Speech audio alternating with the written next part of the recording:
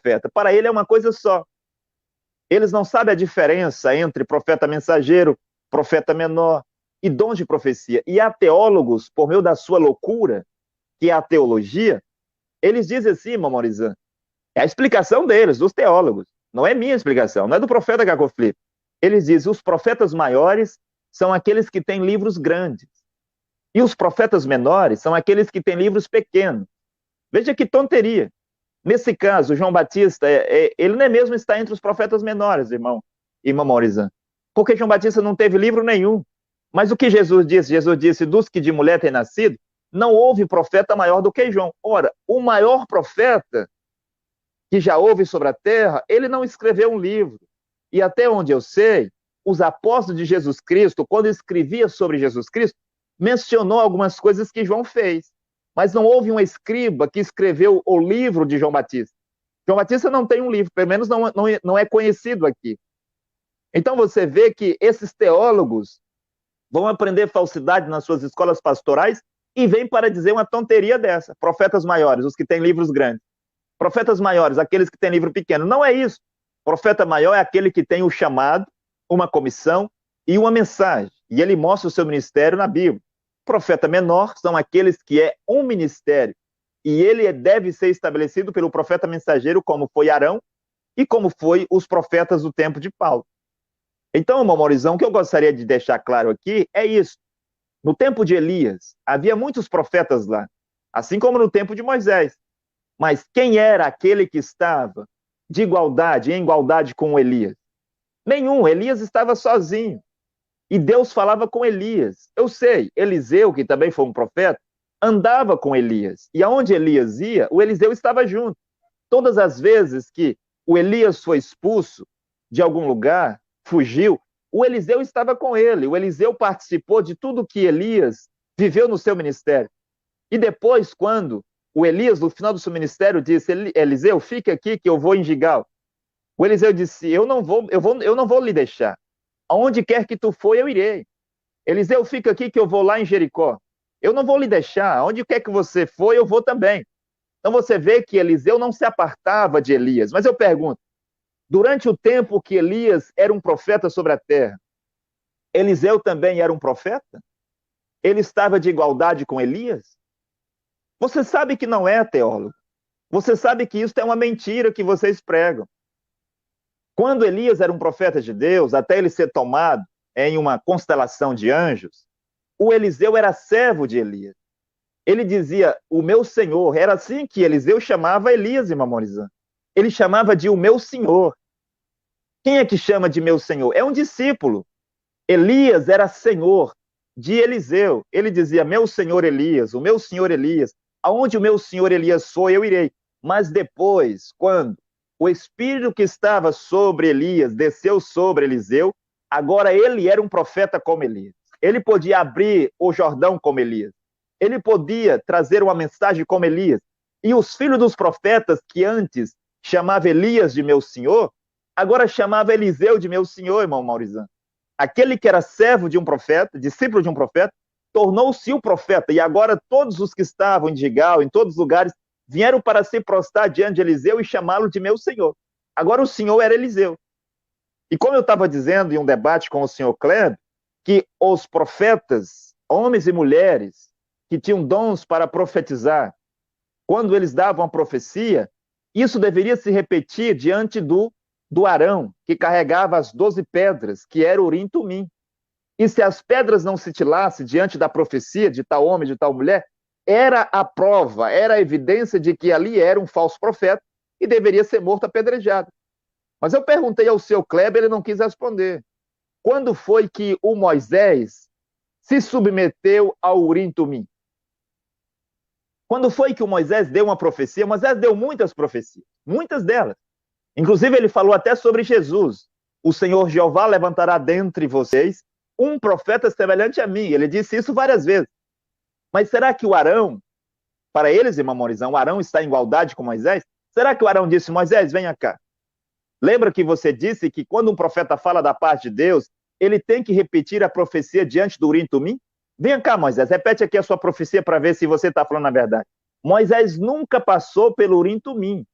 Agora, o Moisés poderia julgar todos os profetas do seu tempo. Mas quem julgava Moisés? Não tinha ninguém na terra para julgar Moisés, irmão Morizão. O Elias poderia julgar, condenar e decapitar os 850 profetas de Baal e de Azai. Mas quem na terra poderia julgar Elias? Não tinha ninguém. Jesus de Nazaré, no seu tempo, poderia julgar os fariseus, saduceus, herenitas, herodianos e essênios, e até dar as sentenças deles, dizendo que eles iriam para o inferno. Mas quem poderia julgar Jesus? E Paulo disse que o homem espiritual tudo julga, e ele não pode ser julgado por ninguém. Um profeta é um homem espiritual. Sim, um profeta mensageiro, ele está na dimensão terrena, na dimensão dos homens, e ele está na dimensão divina. O profeta mensageiro tem acesso ao lugar santíssimo, aonde o homem não pode ir, aonde aquele véu do templo não se rasgou, o véu que protegia aquele lugar onde ficava a tábua, penso que a bacia de ouro, né? A arca da aliança, o propiciatório, o maná que não estragava. Sim, havia um véu ali. Então, só o profeta mensageiro é que pode ir na divindade. E aí ele traz os mistérios de Deus para o seu tempo. Ele traz os mandamentos de Deus para o seu tempo, as leis, os preceitos e as ordenanças. Para me resumir, Mamorizan, o profeta Caco Filipe é o maior profeta do seu tempo, porque ele é o profeta mensageiro. Ele pode julgar todos os habitantes da terra. Um homem pode... Me permita aqui, Mamorizan, colocar mais um ponto, só para ficar claro. Um homem pode dizer, eu tive sonhos, mas este homem não tem condições de dizer se esse sonho é de Deus ou não. Um homem pode dizer, eu tive visões, está bem, mas ele não tem condições de dizer se este sonho vem de Deus ou do diabo e dar a sua interpretação. Agora, o profeta mensageiro é o único que pode dizer, o teu sonho, a tua visão vem de Deus, e eu vou dar a sua interpretação. Um profeta mensageiro pode julgar as profecias, as visões e os sonhos de todos os homens e mulheres da terra, e dizer, você teve um sonho do diabo, você teve uma visão do diabo, você teve um sonho de Deus, você teve um sonho de Deus. Mas quem pode julgar os sonhos e as visões de um profeta mensageiro? Não existe, Mamorizan. Hoje na Terra existem grandes homens. Existe agora o presidente dos Estados Unidos, penso que Joe Biden. Antes dele existiu lá o Donald Trump, né? Existe o Barack Obama, o Bill Clinton, o W. Bush, que também foram presidente dos Estados Unidos, homens poderosos. Existe aqui no Brasil o Lula, né? Existe o Bolsonaro. Lá na França tem o Emmanuel Macron. Na Alemanha tem Angela Merkel. Lá na Inglaterra tem a rainha da Inglaterra, Elizabeth. Existem grandes homens e grandes mulheres sobre a terra. E o profeta Caco Filipe está julgando todos eles aqui, porque ele é o juiz de Deus na terra, e é o profeta Caco Filipe quem vai julgá-los lá no juízo final, Mamorizan. Homens tais como o Pelé, Maradona, o Messi, Ronaldo, esses jogadores de futebol, esses grandes jogadores de futebol, esses grandes boxeadores de boxe, de MMA, esses cantores, que seja evangélico, que seja pagão, não importa quem você seja, todos os presidentes das nações, dos países árabes, Benjamin Netanyahu, que é o presidente lá o presidente dos judeus, todos esses homens são julgados hoje pelo profeta Caco Filipe. São julgados aqui na terra e serão julgados depois no julgamento final. Por quê? Porque o profeta Caco Filipe é o profeta de Deus para o seu tempo. Ele pode julgar todo mundo, mas ele não pode ser julgado por ninguém. Irmão Maurizão. Amém, apóstolo, amém. Muito boa a explicação do irmão, né? De fácil compreensão. Apóstolo, hoje, enquanto Caco Filipe está na terra, trazendo as boas novas de Deus para essa geração, muitos homens, né, se levantam aí com a Bíblia na mão e se diz ser homens de Deus, servos de Deus, diz estar fazendo uma obra para Deus, enquanto Caco Filipe, o profeta, o homem de Deus, aquele a quem Deus enviou, está na terra hoje. Então, a minha pergunta ao irmão é, fora de Caco Filipe, há algum servo de Deus hoje na terra? Obrigado, irmão Morizan. Então, gostaria de explicar isso, que quando se diz servo de Deus, por um lado, existe o servo de Deus, que é o profeta mensageiro, e por outro lado existe o servo de Deus, no sentido maior, que são os que trabalham no sacerdócio, né? Mas como eu já expliquei antes, não vou explicar de novo, esses aqui são estabelecidos pelo profeta mensageiro. Então, servo de Deus, no sentido maior, essa expressão no sentido maior, só pode haver um em cada tempo. E este é o profeta mensageiro. Então, como eu estava dizendo, no tempo do dilúvio, quem era o único servo de Deus? Era Noé. Quem era o outro?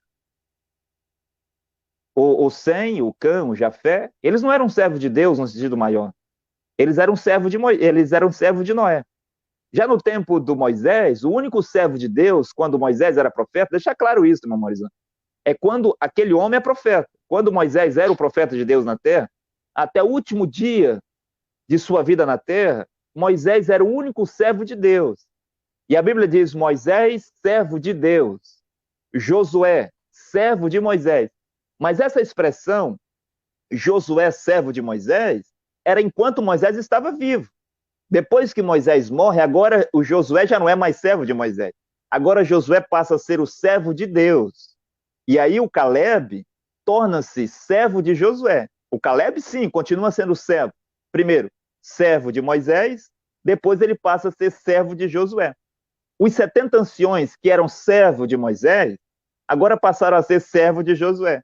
Os filhos de Arão, que eram servos de Moisés, agora passou a ser servo de Josué. Como eu dei o exemplo de Elias e Eliseu. Como eu dei o exemplo de João Batista, Jesus e Paulo. Apolo, servo de João Batista.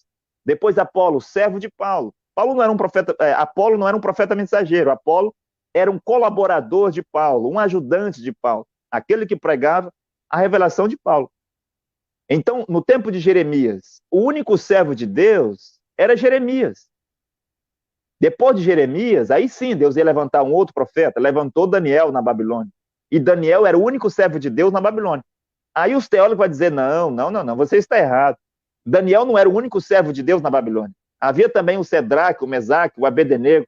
Não, senhor, Cedraque, Mesaque e Abednego era servo de Daniel. Porque Daniel era o profeta. Esses três aqui eram servos de Daniel. Então, irmão Morizan, dizer que há servo de Deus nessas igrejas é dizer uma mentira.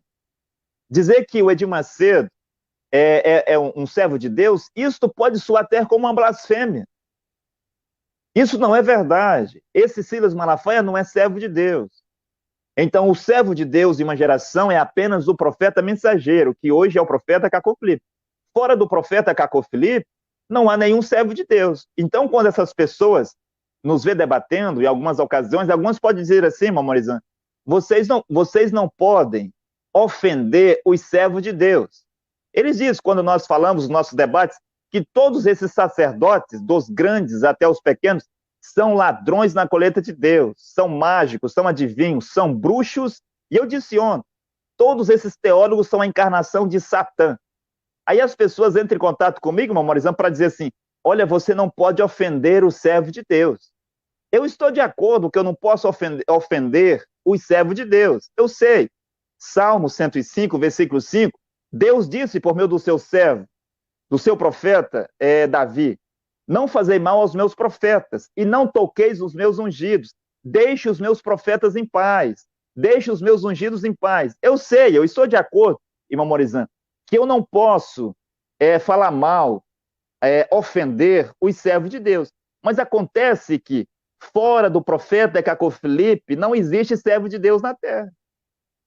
Então, quando eu digo que esses sacerdotes são servos de Satã, eu sei o que eu estou dizendo.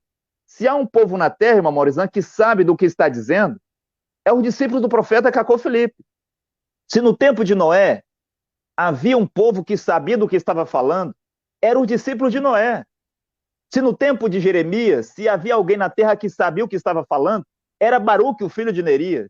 No tempo de Jesus, se tinha alguém que sabia do que estava falando, era o Pedro, era o João, sim, era o Filipe, eram os apóstolos de Jesus. Eles sabiam do que estavam falando. Eles tinham clareza no que estavam falando. Mas o Anás e Caifás era apenas um teólogo. E o que um teólogo é, irmão Maurizan? Um teólogo é um ator de pornografia, aos olhos de Deus. Um teólogo é um ator de pornografia. A sua teologia, aos olhos de Deus, é pornografia. Sim, as suas pregações são águas, esgotos das casas de banho de Satanás. Águas e os esgotos da casa de banho de Satanás. Então as pessoas vêm dizer, vocês não podem ofender o servo de Deus. Eu estou de acordo, mas na Igreja Católica não existe servo de Deus. Nas igrejas protestantes batistas não existe servo de Deus. Nas igrejas presbiteriana, luterana, nazarena, metodista, lá não existe nenhum servo de Deus. Augusto Nicodemo não é servo de Deus. Caio Fábio não é servo de Deus. Qual desses grandes pregadores protestantes é servo de Deus? Nenhum. Nessas muitas igrejas evangélicas, irmão Morizão, Edir Macedo, Valdemiro Santiago, Silas Malafaia, R.R. Soares, Márcio Feliciano, Átilo Brandão, Agenor Duque, Abílio Santana, eu poderia ficar aqui horas e horas citando o nome desses feiticeiros. Lá não existe nenhum servo de Deus. Entre esses pregadores branamistas, Joaquim Gonçalves, César Augusto, Osmar Rodrigues, Febrônio, Weber Cordeiro, do Rio de Janeiro. Vou falar de novo aqui, irmão Morizão, porque é um grande imperador lá no Rio de Janeiro chamado Weber Cordeiro. E um dia, se Deus me permitir, no Rio de Janeiro, eu gostaria de procurar por esse Weber Cordeiro, para fazer algumas perguntas a ele. José dos Santos, de Curitiba, né? Não existe servo de Deus no branamismo. Então você não pode vir me acusar de que eu faço ofensas aos servos de Deus, porque o único servo de Deus é Cacô Filipe. E eu tive o cuidado, irmão Morizão, Deus me deu a graça, e antes de eu conhecer o profeta Cacô Filipe, penso que em 2014, penso que foi 2014, quando eu tive o primeiro contato com os discípulos do profeta Cacô Filipe em África, Deus me ajudou para que eu tivesse o cuidado que eu não dirigi nenhuma palavra ofensiva contra o profeta Cacô Filipe. Quando me perguntavam, eu dizia, eu não posso dizer, porque eu não conheço esse profeta, mas eu conheço o William Branham, era o que eu dizia. Eu posso falar sobre o que o William Branham disse, porque eu conheço o William Branham, mas eu não conheço o Cacô Filipe, eu não posso dar o meu parecer sobre ele. Era isso as minhas respostas. Agora, o profeta de Deus hoje é Cacô Filipe. Nem mesmo antes de eu crer na mensagem, eu nunca ataquei o profeta de Deus, porque servo de Deus é apenas o profeta Cacô Filipe. Irmão Morizão. Amém, apóstolo. Esse é o cuidado que o irmão teve, é o cuidado que todos devem ter antes de falar algo contra o profeta Cacô Filipe. Porque falar mal de um profeta, lançar más palavras contra um profeta, é uma blasfêmia, porque o profeta ele é a boca de Deus na terra, ele é o enviado de Deus, ele é o porta-voz de Deus. E, apóstolo, o maior homem aos olhos de Deus na terra é também visto como grande aos olhos da humanidade? Não é, irmão. Nunca foi. Porque Deus, este Deus grande de qual nós falamos e qual nós acreditamos, este Deus grande, esse Deus grande que fez os céus e a terra, este Deus grande que domina e rege, está sobre todos os outros deuses, ele, quando se manifesta, é numa simplicidade muito grande. E o motivo da rebelião de Lúcifer no céu e dos demais anjos, o profeta já disse, é porque eles não queriam acreditar na infalibilidade de um Deus que era um anjo como eles. E aqui na terra, os homens têm a dificuldade de acreditar na infalibilidade de um profeta, porque o profeta é um homem como ele. E quando Deus aparece na terra para falar com a humanidade, este Deus poderoso que nós lemos na Bíblia, esse Deus poderoso que nós lemos na história, esse Deus poderoso que estava com William Branham e que até ressuscitava os mortos, como no tempo de Jesus, no tempo de Elias, ele estava em um camponês semi-analfabeto que tinha uma fala caipira da região de Kentucky, chamado William Branham. Um homem de quarta série. Nunca tinha feito teologia. Não tinha vindo de uma família influente, de uma família rica. Ele não era influente. Ele até diz assim, irmão Branham, o profeta William Branham, irmão Morizão, o profeta William Branham dizia assim, a minha família é uma família de beberrões. Sim, o pai de William Branham fabricava uísque escondido, porque no estado que eles moravam, penso que Louisiana, se eu não estiver enganado, na época que o William Branham era criança, bebida alcoólica era proibido. Então ele fazia uísque escondido, o pai de William Branham. E o William Branham, com 7 anos de idade, era obrigado pelo seu pai buscar água no riacho para ele fabricar os uísques. Então, quando o William Branham começou a pregar, ele sentia um pouco de vergonha da sua família, ele dizia assim, os Branhams é um povo que são bebedores, né? é um povo que é mascador de fumo. E ele não via a sua própria família como uma família, uma boa família, com bom testemunho.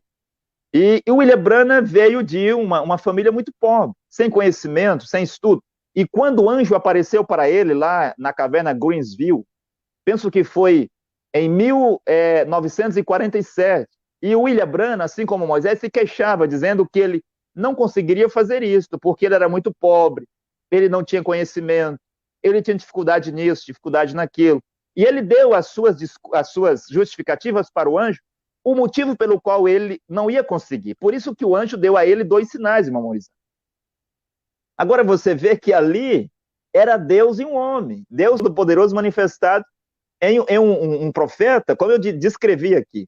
E até mesmo Jesus de Nazaré, que trouxe a redenção da humanidade, está escrito nas Escrituras que quando ele viesse, ele seria sem parecer e sem formosura, para que os homens não o desejassem, né? Para que os homens, quando visse ele, não desejasse. Então, quando Deus diz grande, haverá um grande, um poderoso profeta. Você pode esperar por uma coisa bem simples, porque é dito que Deus, em Malaquias capítulo 1, Malaquias capítulo 3, é dito que Deus enviaria o seu anjo que prepararia o caminho do Senhor. Ou seja, falando de João Batista, que ia preparar o caminho do Senhor, que é Jesus, né? Ou diz, foi chamado de anjo. E quando fala-se de João Batista, fala que ele seria um poderoso profeta. Isaías, penso que foi Isaías que disse que quando ele viesse, os lugares baixos seriam elevados, se tornariam montanhas, e as montanhas da terra seriam aplainados, abaixados. Sim, as pequenas pessoas da terra seriam colocadas lá no alto, os discípulos de João Batista. E os grandes homens, os fariseus, o Anás, o Caifás, do tempo de João Batista, que eram as grandes montanhas, foram aplainados. Eles não eram nada diante de João Batista. Mas quando você olha para o poderoso profeta, a qual Jesus depois confirma, que ele era o maior de todos os profetas, era um homem que se vestia de forma estranha, uma roupa de pele de ovelha, né, sobre os seus lombos, um cinto, talvez uma barba grande, não sei, talvez cabeluda, não sei, mas ele era estranho, e as pessoas, o João Batista, irmão Morizão, era tão estranho em vista das outras pessoas do seu tempo, que as pessoas diziam que João Batista tinha demônio. Este homem tem demônio, talvez por causa da sua aparência, por causa do seu comportamento. Comia alguns gafanhotos, um pouco de mel silvestre, e ele dizia, este homem tem demônio, ele não come, ele não bebe, como os demais, ele não está entre os grandes sacerdotes, né? Ele é um rebelde, ele saiu dentre o sacerdócio do seu pai, Zacarias. Bem, irmão Morizan, quando o povo de Israel pediu um rei, eles disseram a Deus como que eles queriam. E eles disseram, queremos um rei que seja forte, que ele seja grande, que ele sobressaia de todos os homens, que ele vá na frente das nossas batalhas, que ele peleje por nós, né? E ele descreve como que seria o rei que eles queriam. E Deus deu Saul. Então Saul era a perfeição de rei aos olhos dos homens. Mas veja o que aconteceu com Saul. Veja qual foi o fim de Saul. Agora, quando Deus foi dar um rei segundo o seu próprio coração, aquilo que Deus viu que seria grande, ele pega um pequeno pastor de ovelhas chamado Davi. E penso que Davi era penso que ruivo, né? E ele não estava lá quando o profeta chega para ungir um dos filhos de Jessé para ser o rei de Israel. Talvez, eu não sei, talvez o Samuel tenha dito a Jessé, Jessé, eu irei na sua casa para ungir um dos teus filhos para ser rei de Israel. Talvez o Jessé disse, venham cá, meus filhos. Ele começou, você, número 1, número 2, número 3, chamou 7. Os 7 mais velhos, os 7 mais bonitos, os mais formosos, os mais inteligentes, os que tinham diplomas, e colocou lá a fila. O profeta de Deus chega, olha para eles e diz, não é este, não é este, não é esse, e não é nenhum desses. Mas Deus me enviou para ungir um dos filhos de Jessé. Não tem mais um outro aí, Jessé? Jessé disse, há um outro. Mas ele é pequeno, ele é analfabeto, ele é ruivo, ele é meio estranho, ele está no campo cuidando das minhas ovelhas. E o Samuel disse, manda chamá-lo, ninguém vai sentar até ele chegar aqui. E era este pequeno homem, irmão Morizan, que tinha a força dada por Deus, a coragem de enfrentar um leão. Será que os outros filhos de Jessé tinham coragem de enfrentar um leão por causa de uma ovelha? Ele ia dizer, não, é só uma ovelha, o meu pai tem milhares de ovelhas. Esse leão pegou uma ovelha, não faz fazer diferença nenhuma. Mas era este pequeno Davi, que tinha nele o Espírito de Deus, irmãos Maurizão, que ele tinha a coragem de dizer, mas este leão pegou uma das minhas ovelhas, eu vou enfrentá-lo, ele não vai levar a minha ovelha. Ele poderia dizer, este urso pegou a minha ovelha, eu vou enfrentá-lo. E depois, quando ele foi levar comida para os seus irmãos que estavam no campo de batalha, ele viu lá o Golias afrontando o povo de Israel, dizendo que Israel não havia homem, que Israel era um exército covarde, que os soldados israelitas eram covardes, que Israel não tinha homem para enfrentar ele, Golias. E Golias dizia um monte de coisa. Quando Davi escutou aquilo, ele disse, mas quem é esse incircunciso aí que afronta o exército do Deus vivo? Eu vou enfrentá-lo. Ele não tinha formação de soldado. A armadura de Saul foi até um pouco que bondoso com Davi, né? Ofereceu a ele a sua armadura. Davi teve o privilégio, irmão Maurizão, se ele quisesse, de lutar com a armadura do rei Saul. Mas ele não conseguia nem levantar a espada do rei Saul. O capacete era muito grande. Sim, a lança era muito pesada. Ele disse, Saul, eu não quero a sua armadura. Eu prefiro me revestir da armadura de Deus. Ativo Profeta Caco Felipe Oficial. Para Android e iPhone. Fotos e vídeos, canções e pregações. Tudo sobre o Profeta Caco Felipe em um único aplicativo gratuito para você. Você ama Deus? Está em busca de salvação? Qualquer que seja a sua afiliação religiosa, o aplicativo Profeta Caco Felipe Oficial é para você.